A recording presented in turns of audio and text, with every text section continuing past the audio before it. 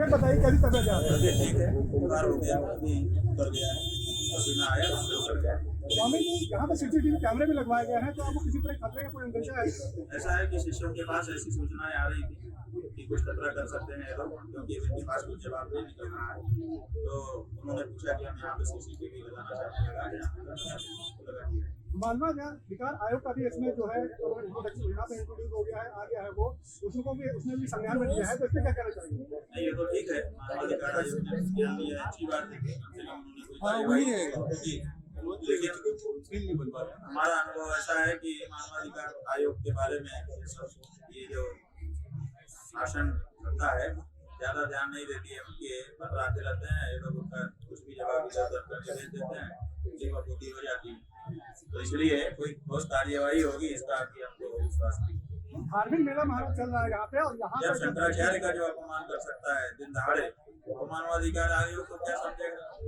और मानवाधिकार आयोग को अपने वकील को कह देगा दो लाइन की चिट्ठी इधर उधर झूठ बोल करके, जब कैमरे के सामने अधिकारी साफ साफ झूठ बोलने लगे, कई सारे झूठ बोल के पकड़े भी गए, तो वो मानवाधिकार आयोग एक चिट्ठी लिख देंगे, क्या करेगा मानवाधिकार? फिर उसके बाद यही सब है, धार्मिक क्षेत्र है यहाँ पे धार्मिक मेला लगा हुआ है, और इसमें औरंगजेब और कालनेमी की भी यहाँ पे एंट्री हो गई है, तो आपको लगता है कि ये कहाँ तक सही है? ये तो उचित कहीं से भी नहीं है।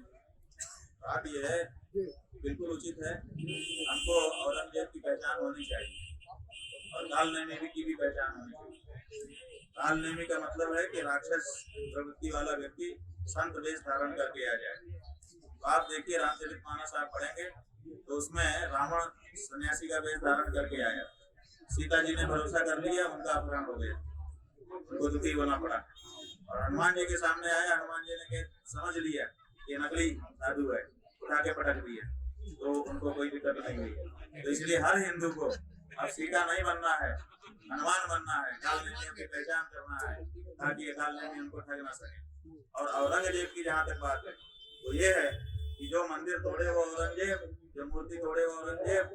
तो औरंगजेब के बारे में तो हमारे मन में नफरत बढ़ दी गई कि वो बड़ा गलत व्यक्ति था, लेकिन अब हमारा भाई अगर तोड़े, अगर हमारे से जुड़ा कोई व्यक्ति अगर मंदिर तोड़े तो हम उसको अच्छा कहेंगे? अगर मंदिर तोड़ना, मूर्ति तोड़ना अपराध है, अच्छा काम नहीं है, तो जो भी तोड़े वही तो खराब होगा ना। तो ये जो परिभाषा बनाई जा रही है अपने देश में, औरंगजेब ने थोड़ा तो बहुत खराब किया, उसका नाम मिटा दो, और अगर नरेंद्र मोदी और आदित्यनाथ योगी ने तोड़ा तो बहुत अच्छा काम किया। ये परिभाषा हमारी आंखों में धूल झोंकने जैसी है, चल है हमारे साथ, इसलिए इस परिभाषा को भी परिमार्जित होना चाहिए।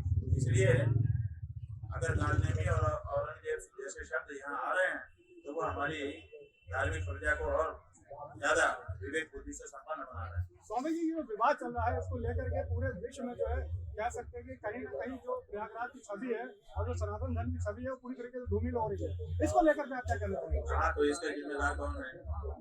हम हैं, इसके जिम्मेदार हम हैं। ये विवाद जितना लंबा खिंच रहा है उतना ही जो है छवि धूमिल हो रही है, नुकसान तो धर्म की हो रही है ना। ये बात उन लोगों से कहो जिन्होंने ये शुरू किया है, हम इसमें क्या कर सकते हैं?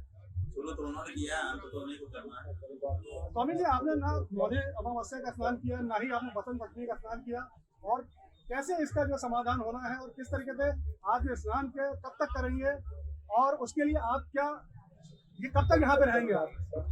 हम मौनी अमावस्या का स्नान करने के लिए अपने शिविर से निकले हैं, अभी रास्ते में ही है, अभी वापस शिविर में प्रवेश नहीं किए हैं, इसलिए जब वो स्नान हो जाएगा तब वापस शिविर में जाएंगे। तो आपको लगता है कि कोई बीच का रास्ता निकलने वाला है? आप प्रशासन के साथ कुछ उस पर जो है निकलेगा, क्यों नहीं निकलेगा? कब तक निकलेगा महाराज? जब भी निकलेगा निकलेगा। तब तक आप यहीं पे रहेंगे? अब जहाँ भी रहे, लेकिन निकलेगा ये तय है। निकालने वाले बदल भी जाएंगे तब भी निकलेगा, लेकिन निकलेगा।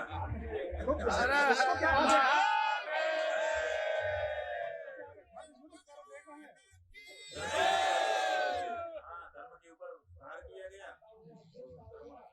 मर्यादाओं को बचाने के लिए हम ये लड़ रहे हैं।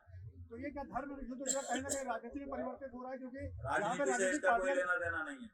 हाँ, राजनीति के लोग इसका लाभ उठाने के लिए जरूर आगे आ रहे हैं, लेकिन राजनीति से इसका कोई लेना देना नहीं।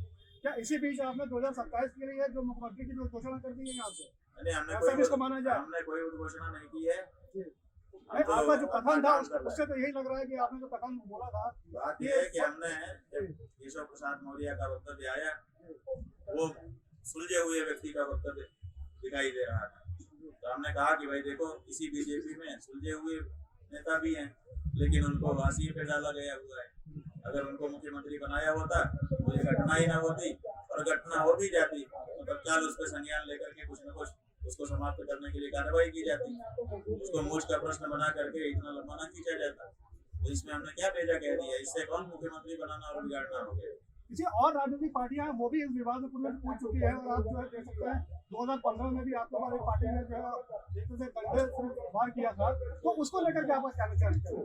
ऐसा है कि डंडा हमने चोरी करने के एवज में, बलात्कार करने के एवज में नहीं खाया था, हमने धर्म की रक्षा के लिए डंडा खाया है। तो आप क्या चाहते हैं, आपका धर्माचार्य कैसा होना चाहिए, मसलत पे सोने वाला कि धर्म के लिए लड़ने वाला, डंडा खाने वाला? बोलो। धर्म के लिए लड़ने वाला महाराज जी। धर्म के लिए लड़ते हुए हमने डंडा खाया, इसमें गौरव है, इसमें क्या हानि है। और जिन्होंने डंडा मारा था वो उलट गए, उसके बाद वो सत्ता में जाने वाले थे, उनको पता था कि मैं सत्ता में आने वाला हूँ, बाद में नहीं आ पाए, तो डंडा मारने के बाद उनको मिल गया ना। स्वामी जी, प्रशासन का ये भी कहना है कि जो आपने यात्रा निकाली थी और जो आप चौकी में निकल के जा रहे थे अपने, तो उनका ये कहना भी 85 मीटर दूर था, वहाँ जो है तो पैदल यात्रा भी कर सकते थे, और उसके साथ साथ जो उनका कहना था परमिशन भी आपने नहीं चाहिए थी उसके लिए। ऐसा है कि परमिशन की तो बात ही ना करो, परमिशन प्रशासन देगा तब कोई नहाएगा जंगल में, ये तो बड़ा बेजा सवाल है, अतिरिक्त प्रश्न है।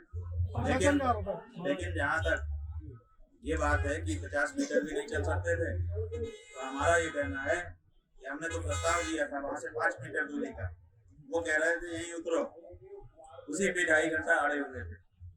हमने उनको कहा कि वो जो गाड़ी खड़ी है 5 मीटर दूर, वहाँ जनता भी नहीं है, ये बहन शायद वहाँ थी, ये भी थे, देखिए ये लोग साक्षी हैं, पत्रकार ही हैं आप ही की बिरादरी के। हमने कहा कि वहां तक हमारी गाड़ी, हमारी पालकी जाएगी, वहां से हम पैदल जाएंगे। 5 मीटर दूरी थी वो, 5 मीटर हमको नहीं जाने दिया, यहीं उतरो, ये अपमान था कि नहीं था? 50 मीटर की बात ही नहीं है, वो जनता को भड़काने के लिए कह रहे हैं, वो ये धारणा बनाने के लिए कह रहे हैं कि शंकराचार्य हट गए, पालकी के बिना चली नहीं सकते साहब, देखिए इनका ठाठ, ऐसा जनता के मन में डालना था। हमारा ये कहना था, अच्छा देखो, अभी हमने कल पत्रकार से पूछा था कि जब आप गाड़ी से जा रहे हो और पुलिस वाला इसे हाथ देता है तो आप क्या करोगे, बीच सड़क पे गाड़ी रोक दोगे कि साइड लगा के पार करोगे? तो बोला मैं तो साइड लगा के पार करूंगा। हमने कहा तो उसी तरह से हमको साइड लगा के हमारी पालकी को पार करवा देते, उसके बाद बात करते। उन्होंने बीच रास्ते क्यों रोका, और बीच रास्ते में 2.5 घंटे खड़े किए। वो कहते हैं मैं मेले की व्यवस्था कर रहा हूँ, मेले का व्यवस्थापक ऐसा होता है? मेले का व्यवस्थापक अगर सच्चा व्यवस्थापक होता तो वो पहले साइड लाइन करवाता कि महाराज जी जरा यहाँ पे पालकी लाई जाए, फिर अपने लोग व्यवस्था बनाते हैं, बात करते हैं, ऐसा कह के एक साइड ले जाता ताकि जनता को परेशानी ना हो। लेकिन बीच जनता में हमको खड़ा करके वो 2.5 घंटा क्या कर रहे थे, इसका मतलब वो माहौल बना रहे थे हमारे विरुद्ध, वो व्यवस्था नहीं कर रहे हैं, तो वो जानबूझ के माहौल बना रहे थे।